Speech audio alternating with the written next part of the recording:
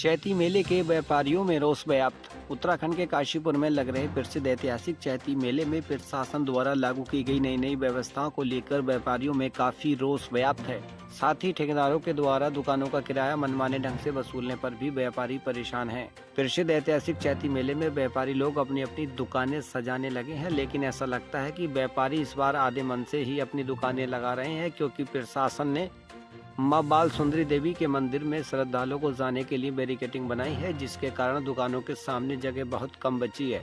इसलिए ग्राहक उनकी दुकानों तक बहुत मुश्किल से ही पहुंच पाएगा, जिससे उन्हें काफी नुकसान होगा। साथ ही दुकानों का किराया भी ठेकेदारों ने काफी हद तक बढ़ा दिया है, जिससे इस बार आमदनी के आसार बहुत कम नजर आ रहे हैं। यहाँ पर दुकान लगा रहे हैं और किस तरह क्या काय की दुकान लगाते हैं और लोगों का कितना सहयोग रहता है, क्या बेनिफिट मिलता है, और इस बार किसी तरह की कोई समस्या आपके सामने आ रही है?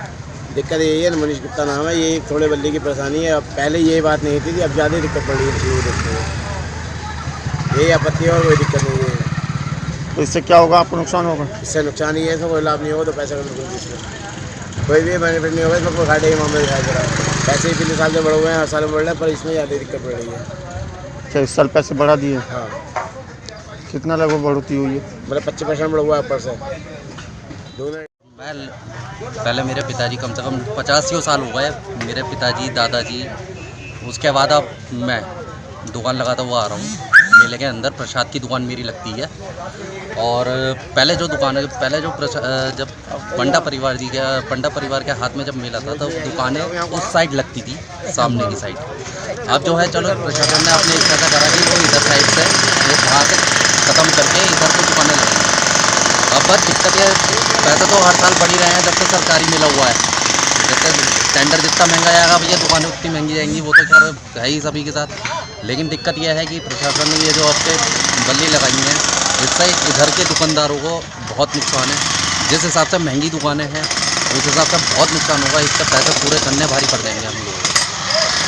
अब हमने प्रशासन से निवेदन करके भी कोई फ़ायदा नहीं है, क्योंकि जब ये करवा दिया तो हटवाना तो बहुत मुश्किल ही है, नहीं हटवा सकता है वो भी। अब हमने कहा कि भैया जैसा होगा फिर वो क्या भैया मुझे छोड़ा है, जैसा भैया चाहे और क्या जैसा उठाएगी। कितना किराया है एक दुकान का? कम से कम देखो साहब, अलग अलग दुकान का अलग अलग किराया है। मेन पल्ले जो होते हैं, मेन दुकान है, उसका किराया था 5 दुकान के 3 लाख रुपए है। आगे की दुकान के फिर 50,000, फिर 40,000, 30,000। 30,000 से नीचे तो जाने की नहीं है, ऊपर ही जाएगी बल्कि। उधर प्रशासन द्वारा इस बार खाने पीने की दुकानों के लिए फूड कोर्ट बनाकर एक निश्चित एरिया निर्धारित किया गया है, जिसमें सभी खाने पीने की दुकानें लगी हैं। परंतु फूड कोर्ट के अलावा भी मेले में इधर उधर खाने पीने की दुकानें लगी हैं जो इलीगल हैं। इससे ईमानदारी से फूड कोर्ट में दुकान लगाने वाले व्यापारी भी परेशान नजर आ रहे हैं। साल से यहाँ पर मेले में दुकानें लगा रहे हैं, और क्या रिस्पॉन्स आपको मिलता है और इस पर क्या उम्मीद लेकर आए हैं? भाई मेले में मेरा नाम दिलीप कुमार सक्सेना है और मेरी दुकान जो है दिल्ली चाट भंडार के नाम से लगती है। और मैं मेरे फादर के टाइम से आ रहा हूँ, 40-45 साल तो मेरे को हो गए आते हुए, 40 साल, और फादर 20-25 साल फादर को। और हम यहाँ पे जो है, मैं और कोई मेला नहीं करता हूँ, सिर्फ एक चैती का ही मेला करता हूँ, जो सिर्फ देवी की वजह से यहाँ।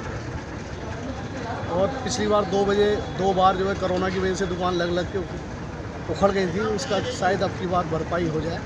पहले काफ़ी नुकसान हो चुका है, अब की बार उम्मीद ये की जा रही है कि अच्छी भरपाई हो जाए। अच्छा, एक बात जानना चाहेंगे, पहले आपकी दुकान उधर वाली साइड में लगती थी, इस बार इधर वाली साइड में ये एक एसडीएम साहब और डीएम साहब ने जो है एक फूड कोर्ट बनाया था, और हम जो है उनके आदेश को मानते हुए हम फूड कोर्ट में ही लगा रखी है। और फूड कोर्ट में केवल 2 ही दुकानें लगी हैं, बाकी दुकानें सभी इधर लगी हुई हैं। तो ये दुकानें ऐसे फूड कोर्ट में क्यों नहीं लगाई जा रही? क्या कोई ऐसा? ये तो अब एसडीएम साहब या ये एसडीएम स्टाफ ही बता सकता है, इस बारे में मैं कुछ नहीं बता सकता, क्योंकि मैं तो अपनी फूड कोर्ट में लगा रहा हूँ। बाकी जो भी लग रही है वो अनुतरा ही लग रही है फूड कोर्ट के अलावा। इस मामले में प्रशासन मेले में बनाई जा रही विभिन्न व्यवस्थाओं का डंका पीटते हुए बताते हैं कि जो व्यवस्थाएं प्रशासन द्वारा की जा रही हैं, उससे मेले में आने वाले श्रद्धालुओं को किसी भी तरह की परेशानी का सामना नहीं करना पड़ेगा।